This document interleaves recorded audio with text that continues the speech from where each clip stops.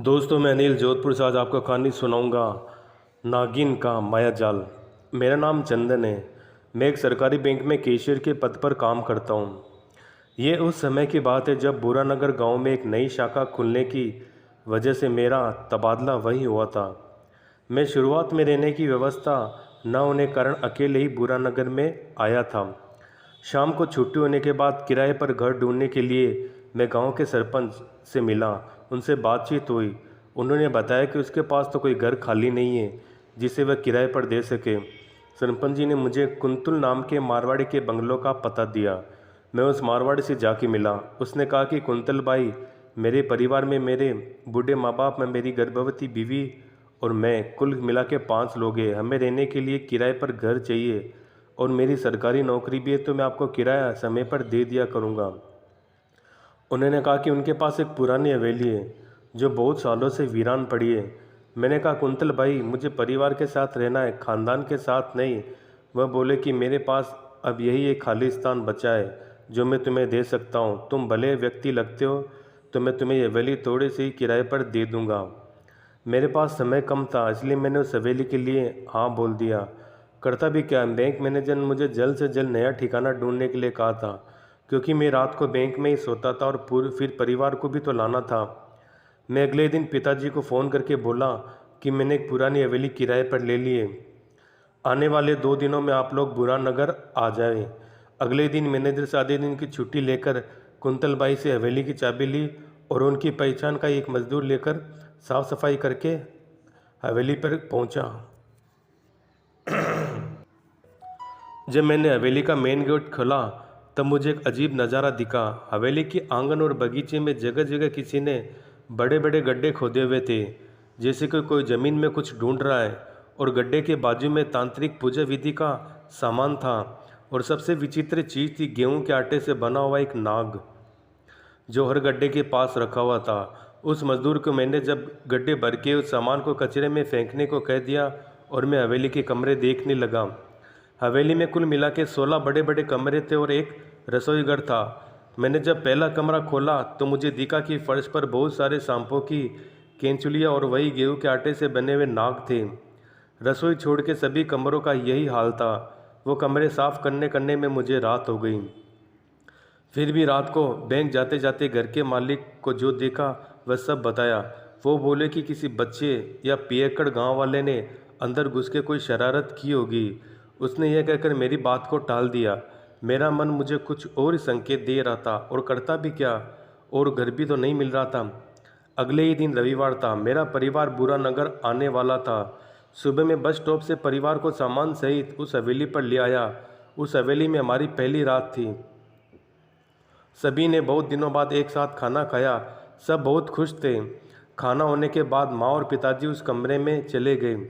मध्य रात्रि में पिताजी को नींद नहीं आ रही थी, तो पिताजी आंगन में टहलने लगे। टहलते समय अचानक से बिजली चली गई। फिर एक स्त्री की आवाज़ सुनाई दी, श्यामलाल, ओ श्यामलाल, तुम मुझे सिर्फ एक बलि दे दो, पूरा सोना तुम्हारा होगा। सिर्फ एक बलि और सोने के भंडार के स्वामी तुम बन जाओगे। यह आवाज़ उन्हें बार बार सुनाई देने लगी। वो डर के मारे बौखला गए, इधर उधर नज़र घुमाने लगे। फिर वह सामने आई और उसकी आंखें लाल थी, माथे पर नाग का चिन्ह था। उसने हरे रंग की चमकने वाली साड़ी पहनी हुई थी। यह भयंकर नज़ारा देखकर पिताजी बेहोश हो गए।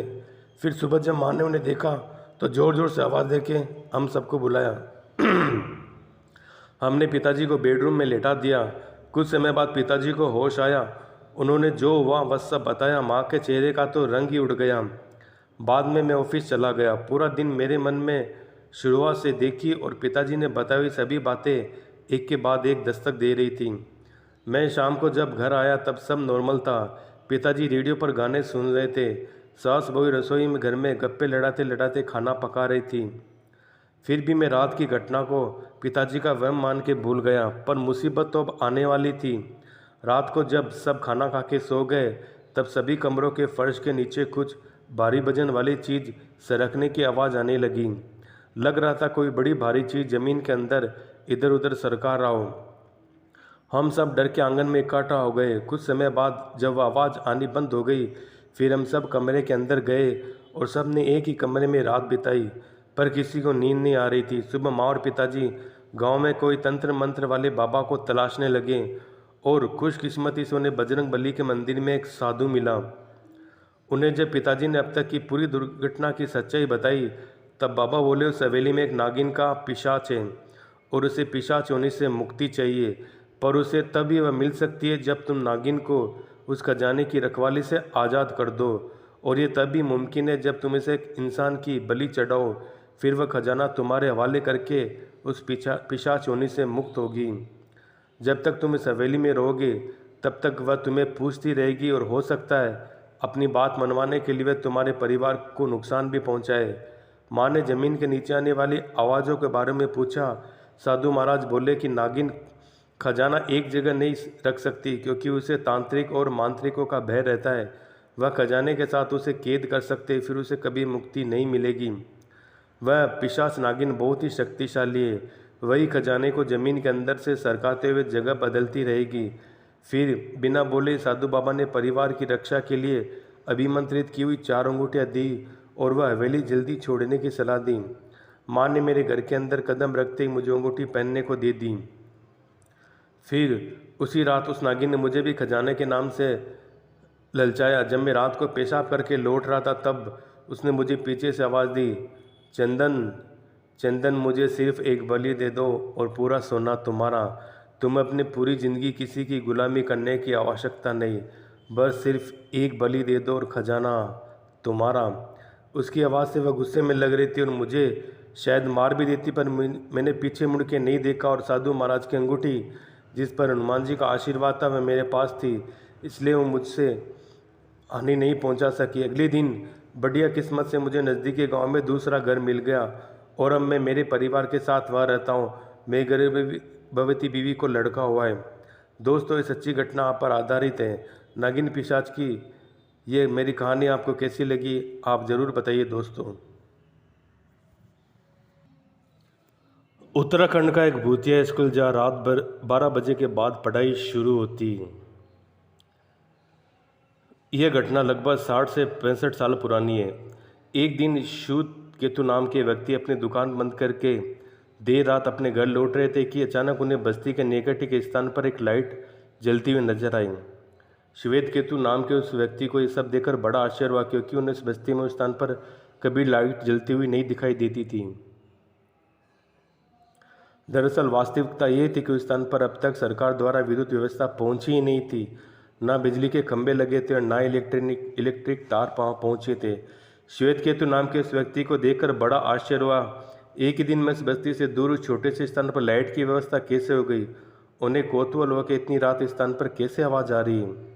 दबे पांव श्वेत केतु उस स्थान की ओर बढ़ने लगे जिस ओर से आवाज़ आ रही थी। श्वेत केतु ने सोचा, कहीं चोर डाकू तो नहीं जो अपने साथ लाइट वगैरह लाए हो, बस्ती को लूटने का प्लान बना रहे हो। श्वेत केतु नाम के वह व्यक्ति धीरे धीरे उस खंडर बने भवन तक पहुंच गए। वहां पहुंचकर उन्होंने जो कुछ देखा वह बहुत रहस्यमय था। उस पुराने खंडर हो चुके पुराने जर्जर भवन में कुछ लोग पढ़ाते हुए नजर आए। ऐसा लग रहा था जैसे कोई स्कूल चल रहा हो, लेकिन वहाँ पढ़ने और पढ़ाते हुए दिखने वाले लोग बेहद डरावने लग रहे थे। क्षीण काया वाले वे इंसान जैसे दिखने वाले उन पर लोगों की आंखें लाल बिल्लियों की तरह चमक रही थी। वे आपस में चीखते और चिल्लाते हुए पढ़ाते हुए नजर आते रहे थे। श्वेत केतु ने समझ लिया कि आत्मा और भूत प्रेत के किस्से वह सुना करते थे, वे आज उन भूत प्रेतों को अपनी आंखों से देख रहे थे। श्वेत केतु नाम के व्यक्ति व डरावना दृश्य देखकर दिसंबर की ठंड में पसीने पसीने हो गया। उन्होंने किसी तरह अंदर से निकलती हुई चीख को रोका और उन्होंने वहां से भागना शुरू किया। वहां से लगभग 2 किलोमीटर तक दौड़ते रहे। उसके बाद उन्होंने चैन की सांस ली। श्वेत केतु जब अपने घर पहुंचे तो रात 2:30 बज रहे थे। उनकी आंखों में नींद नहीं थी। भूत प्रेतों के स्कूल का पूरा नज़ारा देखकर उनकी आंखों के सामने नाच रहा था, लेकिन वह बात उन्होंने रात के समय घर के किसी को व्यक्ति को बताना उचित नहीं समझा। सुबह के समय श्वेत केतु ने अपने पिता को बस्ती के बाहर भूतों की पूरी कहानी सुनाई। तब उसके पिता ने उनको जो कहानी सुनाई वह और भी अधिक चौंकाने वाली थी। श्वेत केतु ने बताया कि वर्ष 1952 में समाज सेवक एम राघवन ने छोटे बच्चों के स्कूल को बनाने में चंदा एकत्र कर बस्ती से बाहर एक छोटा सा भवन बनवाया, ताकि जिसमें बस्ती के छोटे बच्चों की पढ़ाई लिखाई अच्छी व्यवस्था हो जाए, उन्हें पढ़ने के लिए कहीं दूर नहीं जाना पड़े। आर राघवन का यह सपना साकार हो गया। स्थानीय लोगों की आर्थिक सहयोग से स्कूल बनकर तैयार हो गया, उसमें पढ़ाई लिखाई भी शुरू होगी। लेकिन एक दिन कुछ ऐसा हुआ जो बहुत दर्दनाक था। श्वेत केतु के पिताजी ने बताया कि मुझे याद है, उस दिन स्कूल का वार्षिक उत्सव था। स्कूल के सारे स्टाफ और छात्र छात्राएं एनुअल फंक्शन की तैयारी में लगे हुए थे कि दोपहर 12 बजे के लगभग तीव्र गति का भूकंप आ गया और दुर्भाग्यवश स्कूल की छत नीचे आ गिरी, जिसके कारण स्कूल के कई अध्यापक कर्मचारी अपने बच्चे स्कूल की छत के नीचे दबकर मर गए। और यह दर्दनाक दृश्य था। लगभग 10 की संख्या में बच्चे बड़े मारे गए, कुछ घायल भी हुए। उसके बाद स्कूल की छत को रिपेयर कराया गया। कुछ दिनों बाद उस विद्यालय में पढ़ाई लिखाई फिर शुरू हो गई, लेकिन भूकंप की दुर्घटना के कारण वहाँ होने वाली अकाल मौतों के बाद विद्यालय में अनहोनी घटनाएं शुरू हो गई। इस बार स्कूल में एक बच्चा लंच कर रहा था। इस समय वह क्लास में अकेला ही था। छोटी क्लास में पढ़ने वाले बच्चे को ऐसा लगा कि अचानक किसी ने उसका लंच बॉक्स उठाकर उस पर सर पर दे मारा। उसके सिर पर गहरी चोट आ गई और उसे अस्पताल में भर्ती कराया गया। इस तरह इस दिन स्कूल में अध्यापक अपनी क्लास में पढ़ा रह गए। उन्हें लगा कि उसकी क्लास में कोई गुस्सा उसके कंधे पर सवार हो गया और बाद में उन अध्यापक के कान पकड़कर खींचने लगा। मास्टर साहब दर्द के मारे कराने लगे। ऐसी तमाम घटनाओं का स्कूल में लोगों को अपने बच्चों को पढ़ने के लिए भेजना बंद कर दिया। लोगों को विश्वास हो गया कि भूकंप के कारण छत गिरने से मरने वालों की आत्माएं भूत बनकर स्कूल में रहने लगी है, जो लोगों को आघात पहुंचा रही है। धीरे धीरे उत्तराखंड का स्कूल भूतिया खंडहर में बदल गया। अब उस स्थान के लोगों को उपेक्षित एरिया बन गया, जहां आम लोग जाने से डरने लगे हैं। तब से ये स्कूल आज भी बंद है। इस घटना के बाद उस भूतिया स्कूल से और अधिक लोग डरने लगे। लोगों ने उस भूतिया स्कूल के आसपास की सड़क से आना जाना छोड़ दिया, क्योंकि बस्ती और आसपास सभी लोगों को पता लग गया था कि स्कूल पर आत्माओं ने अपना डेरा डाल दिया है और किसी को अपनी जान गंवानी नहीं थी जो कि उस तरफ जाए। तो दोस्तों, आज के लिए इतना ही। तब तक के लिए धन्यवाद। आप लोग जहाँ भी रहें सुखी रहें।